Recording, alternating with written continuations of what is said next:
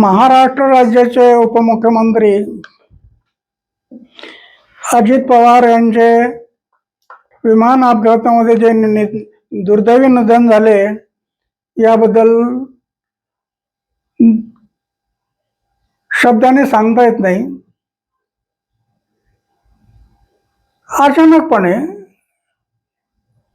कोणाला गाजावाजा नाही, माहीत नाही, काय नाही, आणि अचानकपणे सकाळी 8 वाजण्याच्या आतमध्ये ही बातमी जी आहे ही दुर्दैवी आहे. दुर्दैव आहे. जनसंख्या ही समुद्राला आल्या भरतीसारखी वाढत चालली आहे,